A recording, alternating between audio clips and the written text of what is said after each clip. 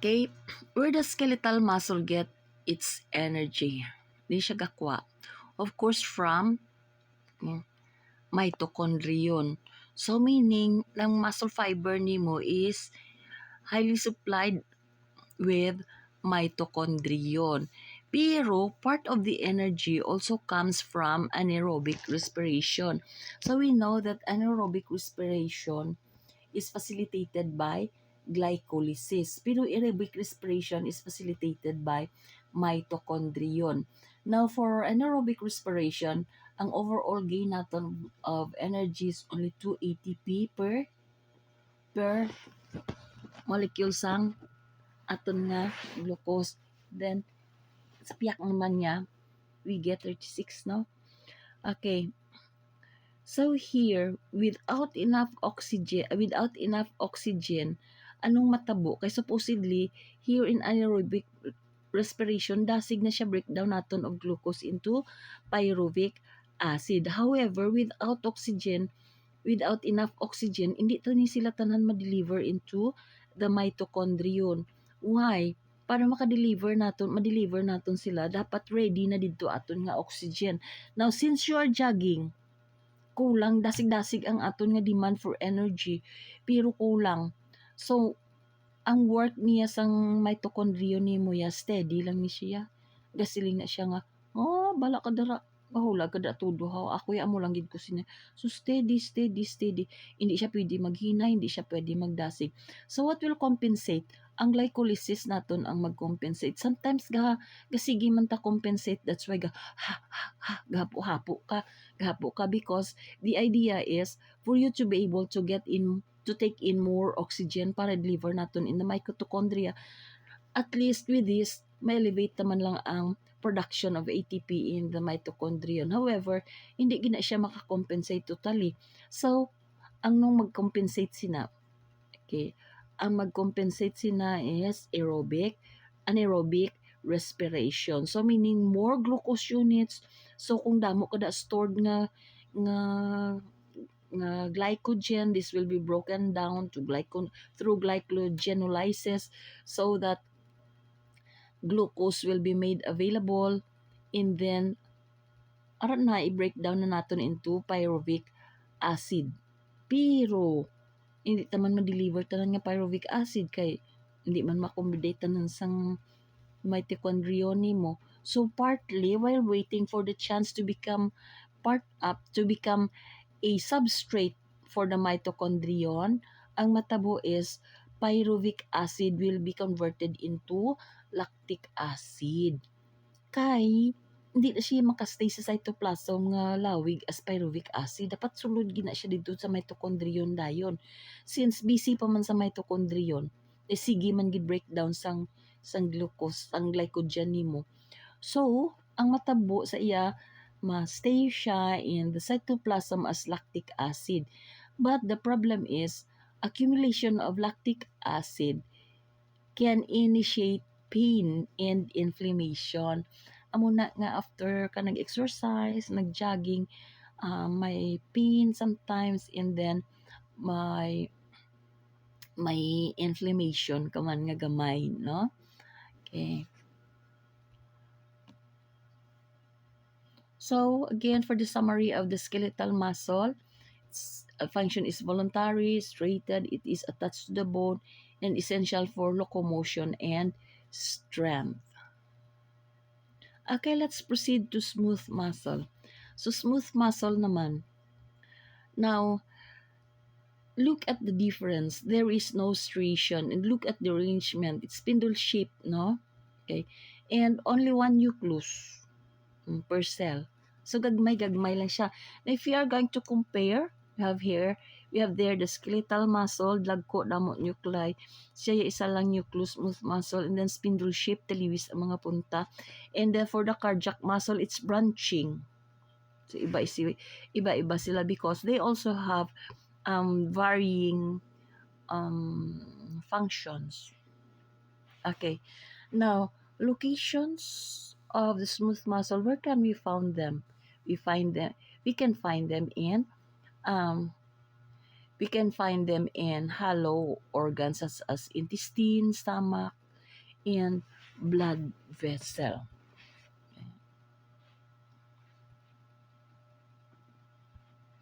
Hmm. Now let's go to the functions of the smooth muscles.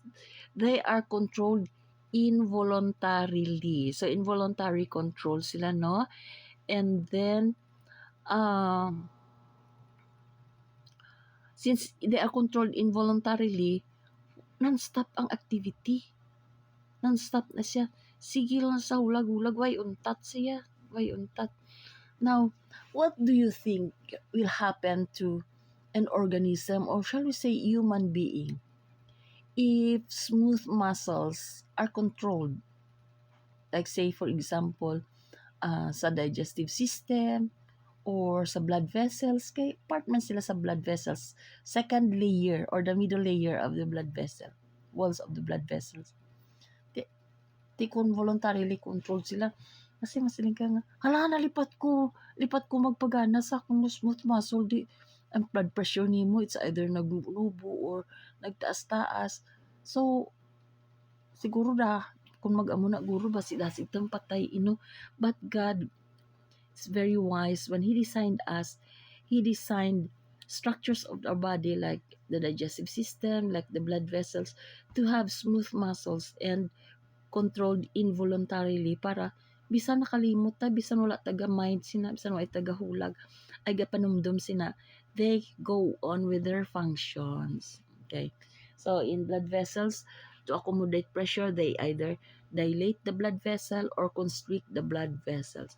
So ang location niya, ang i-arrangement sini, ang arrangement in the circulation, or in the circulation, in the blood vessels, they are arranged um longitudinally. So gahigda lang siya, blab pa nakapalibot lang siya, naka-enclose lang siya. Naka-enclose siya sa blood vessel. But for the digestive tract, duha ka layers. Sa isa is circular, tapos isa ga circle gapon nga libot, pero vertical nagatindog naman sila. So ang gatindog nimo for sa digestive system nimo, kay duha man ka layer, it's for compression. It is responsible for the peristaltic movement. No, para makompress siya, paubos ang pagkaon, so that food will flow along the digestive tract. Tapos ang circular naman niya, ang circular motion niya para i-constrict ya pagid nga, para ma-push ta pagid farther and farther, no? Okay, so here, mechanisms of contraction niya. Look at this. I want you to analyze the picture. So, may thick filament man siya, may thin filament man siya. So, which means may actin and myosin man kita. So, ang thin filament nimo, once nga mag-contract siya, mag-shorten siya, okay, anong gakatabo? O naiba na ang presentation, naiba na ang configuration of the smooth muscle fiber nimo.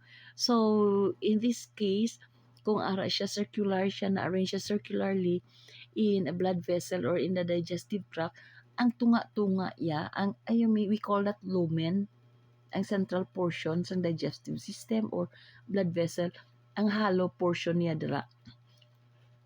Once contracted imo smooth muscle, this will decrease the size of the lumen. Ma-decrease siya. Okay. So, kung mag-decrease siya,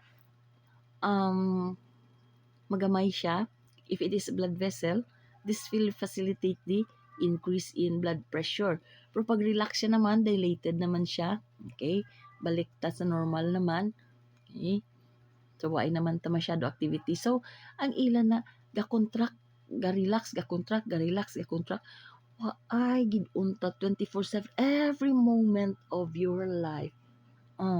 So in blood vessel, okay, once the heart pushes blood to the circulation, dapat nakarelax imo blood vessel to accommodate pressure. But to push blood farther away, dapat mag-contract ang smooth muscle to increase pressure para ma-push ang blood to the next level or next organ, or maybe to the tissues. Okay, here we have examples where smooth muscles are present or can be found. So, iris of the eye. Tinang imo aya. Tanawon mo na bala. Automatic lang na iya. Gadako ng iris. Ang opening of the eye. Depende sa light. No? So, to adjust the amount of light that would enter the eye, ang iris nimo has smooth muscle fibers. Wall of ano na ni siya, wall of small arteries. So, tanan nga arteries, supplied na siya with smooth muscles. Pero, ang veins, wala na ha. Wall of the digestive organ. Okay, stomach and small and large intestines. Bladder pa. Okay, so smooth muscles are controlled involuntarily. It has no striations and it controls the visceral activities or activities of the internal organs. Now, let's go to cardiac muscle. So, cardiac muscle is different from the smooth muscle and also different from the skeletal muscle in that it is branching. So, may striation pa siya pero shorter in branching. And then, may arat na tawag na intercalated disc. So, here in the intercalated disc, we see gap junctions dira. Small channels. Very small channels. And specifically, we call the cells here as myocytes. So, try to study the one myocyte here. So, this is found between two intercalated discs. Okay. Now, let's go to the functions of the cardiac muscle. They are found in the heart. They work involuntarily. And they are branching, pero tag-isa lang ang nucleus, no? Per myocyte, isa lang ang nucleus naton, hindi tagdamo, no?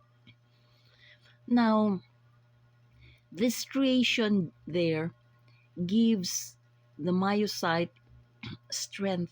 Hindi siya makapoy, pero hindi siya pwede voluntarily controlled. Like the skeletal muscle where the stria are also present. Why? If this is so, basi malipat ta magsiling nga, oy, heart pump na dira. Di ko malipat ta, kung mapatay taya, delikado. So, God is very wise when He designed the heart muscle to be like this, no? So, para sa anong intercalated disc, para na sa anong gap junction naton channels.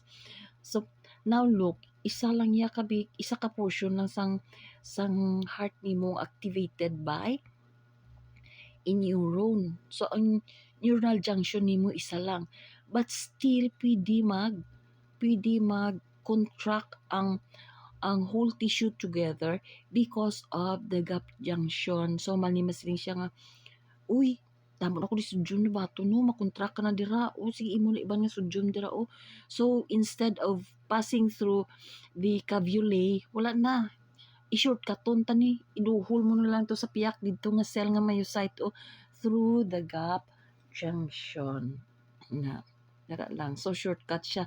Kaya nga, hindi pa din natin ipareha sa regular channel like in skeletal muscle, agita sa cavula or in the neuromuscular junction because it takes time. Tiki ho, non-stop niya activity ho. Non-stop niya.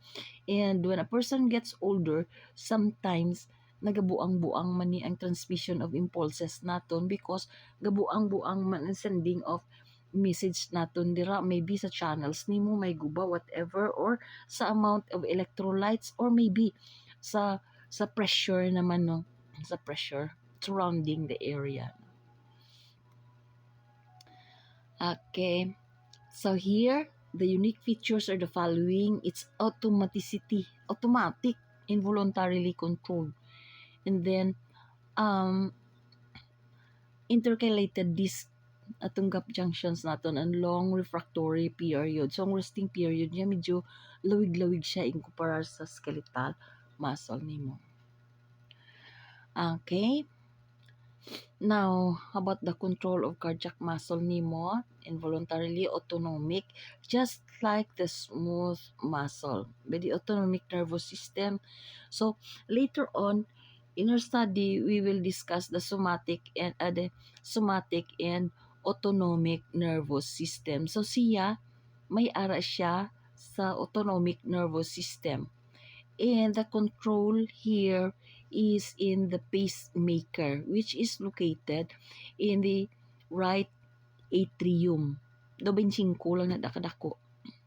Daw 25 kadako ang portion that is being innervated by the nerve fiber. Pero kaya niya i-transmit ang impulses to the whole area. So, bali, sa atria to the two atria sa babaw, then to the two ventricles sa dalom. Okay? So, in the atria, transmission is automatic. Dungan sila tanan. That's why ga-contract ang atria. Dungan. But there is a delay in the transmission of impulses. Kay maagi siya sa connective tissue fiber. The connective tawag ta na septum, kay atrioventricular septum, the connective tissue fibers is separate sa atria and ventricles. So may delay ta gamay kay ang impulse dito ta i-channel sa atrioventricular septum. That's why mauli-ulihi ang imo ventricle. So mauna imo atria contract, pero pag relax niya amo pa ya mag-contract ang ventricles. So kung tan-aw nimo, this mechanism is very genius, no? Genius katama. Contract sa babaw, relax sa dalom, because this will give time for the ventricles to fill while ka-contract ang sa babaw. Contract siya dito yung channel sa ventricles. And then, pag relax naman sa babaw, ma-receive siya dugo, pero ini naman ang dalom, makontract naman siya para i-channel niya ang blood to the blood vessel. So, very genius, Gijaya. Okay, so summary of cardiac muscles. They are involuntary, straighted, and only present in the heart. Okay, and they are designed for specialized and continuous contraction. Okay, let's go to the sliding filament theory. Do kagagmay-gagmay ba? Okay. Balikan talang gamay ang sliding filament theory, which is actually applicable to all three types of muscles. So, balik ta.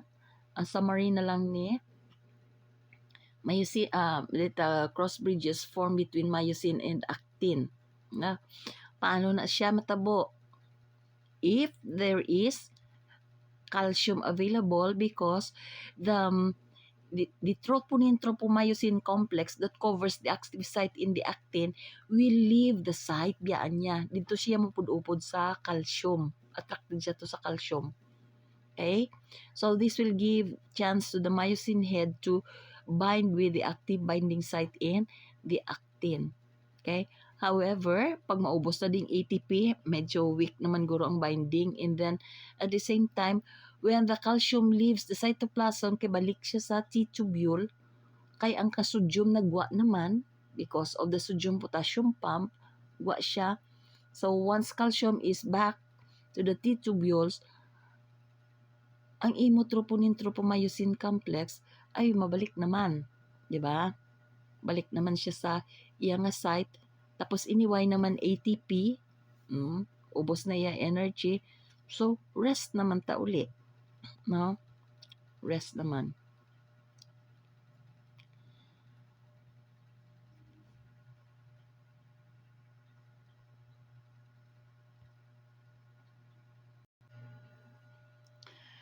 So, this activity is impossible without ATP.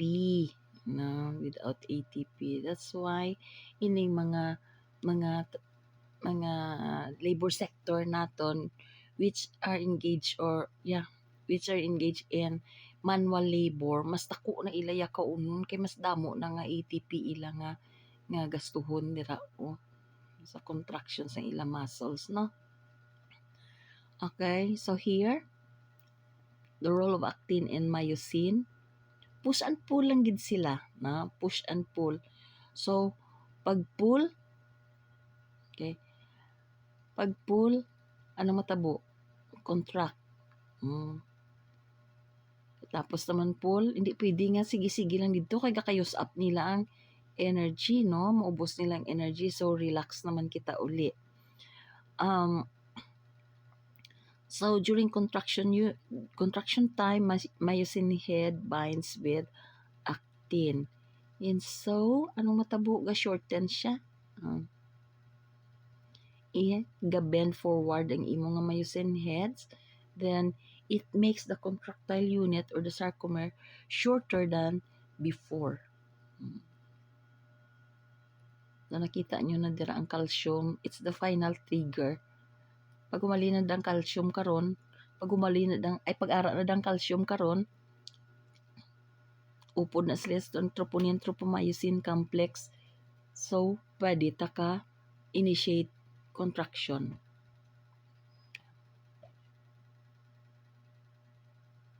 So here, this is actually the same picture I used a while ago. Dito siguro no parehas. So ATP provides energy for cross-bridge cycling. Okay. Why cycling? Cycle lang man siya over and over again. Push, okay? Relax, then pulling again. Relax, pull, relax. And i-pull naman nimo ulit. Okay?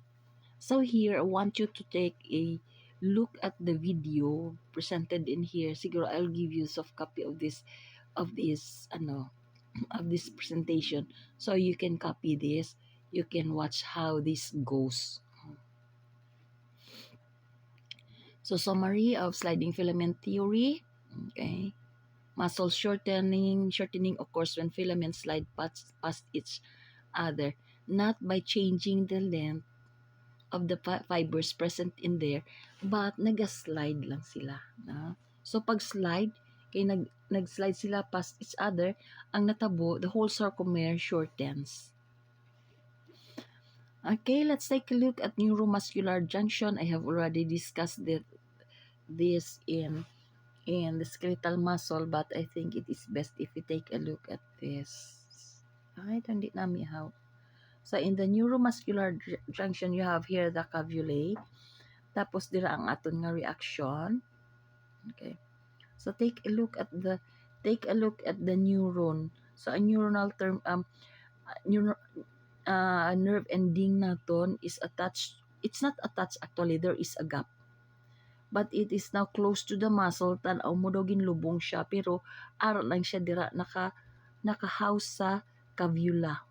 Sa cavula lang siya. So the story goes on, like when acetylcholine is released, this will have an impact to the cell. Once it activates the acetylcholine receptors, this will open the sodium channel, sulod ang sodium, pag sulod ang sodium, okay, calcium is out of the T-tubules, and then start na dayon ng aton nga sliding. Okay, sliding filament theory. Mag-slide ng aton mga filaments. Okay. So here, in a synapse. Okay. So anong synapse? Ang very part is synaptic. Anang part giya nga dira na gid sila nagamit. Okay. So here sa punta, ang punta niya sa punta nga parts ng neuronal ending nimo. So you have there the synaptic vesicles, which contains the neurotransmitter in the form of acetylcholine. And then you have here the gated channels, which also release calcium. So additional ang calcium pagid naton, aside from the calcium present in the T-tubules nimo. And then sa other end, you have the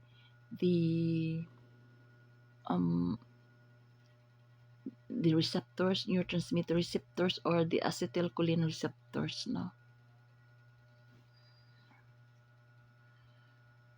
Then with that, possible na dayon ng aton generation of activities, starting from the release of neurotransmitters coming from the synaptic vesicles.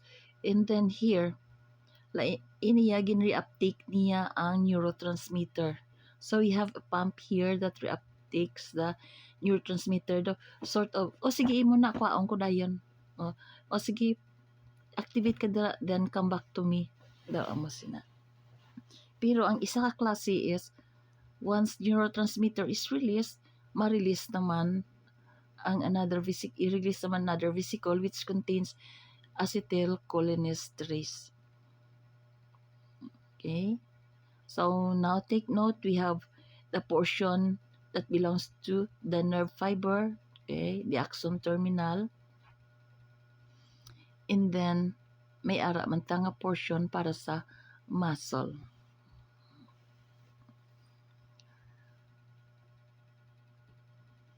So now looking at this picture, can you trace the activity? Okay. Kaya nyo na i-trace ang activity, but by just looking at the picture, can you describe the action of its structure there? Action that contributes to the shortening of the muscle fiber? I hope so. So this is the critical link, neuromuscular junction. This is the critical link between the nervous system and the muscular system. For what purpose? For muscular contraction. Let's go to diseases. Sample diseases of the muscular system. Okay, muscular dystrophy. Anong natabo sa diri? Why na nag-contract ang iya nga muscle sa pihak? Okay. Na-weaken ang iya nga muscle sa pihak na. Now, so kung na-weaken na, why na nag-contract? Wala na nag-contract. Okay? So, lain man tong atrophy. Nagdipis na gid so, pero hindi weaken. Hypertrophy, nagtambok, nagdalagko, pero di siya weaken. In dystrophy, the muscle is weakened. So, look at the spine.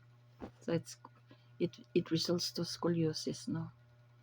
Myasthenia gravis, it's an autoimmune disease wherein naguba aton nga neuromuscular junction. So once nga maguba imo ko neuromuscular junction, ang connection nilang communication. So wala naman contraction, di ba? So kung wala contraction, look at this.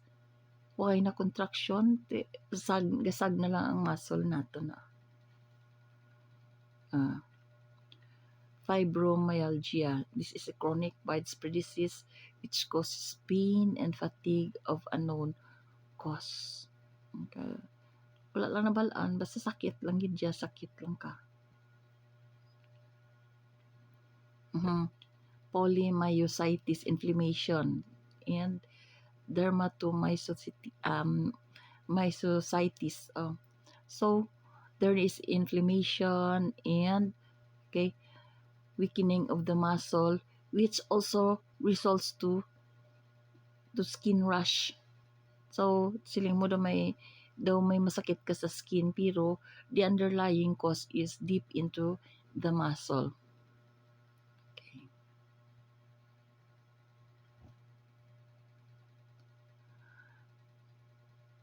Breakback of muscle tissue, releasing myoglobin, and this can also damage the kidneys. So gakaguba na gid imo yung muscle tissue. Breakdown of muscle tissue. Amat-amat lang gakaguba imo muscle tissue. Tapos amat-amat man i-release protein within the cell. And finally, ang pinaka-result siya gid niya is kidney damage. Na say tambok ka, dako ka, and you want to reduce weight. Diba? Now, in reducing weight, you cannot just simply do it very fast. Kay dala na da imo muscle tissue, like lagko imo muscle tissue. Siyempre, tambok ka mo, di dako man na imo muscle tissue. And you want to reduce weight. When you do so, dapat pagamayon man imo nga muscle tissue, panipison mo man. And then, pag panipis nimo, ipagwa yaman ng iban nga mga bagay-bagay dira. Pero, Once this is done, din makadto sa kidney. So kung sa kidney siya makadto, kasi mahirapan imo kidney, di ba? Okay. So do it slowly, at least 2 kilos in a month. So some muscle diseases, this can be genetic, immune, autoimmune, or maybe acquired due to viruses or maybe bacteria, leading to weakness and impaired function. Okay.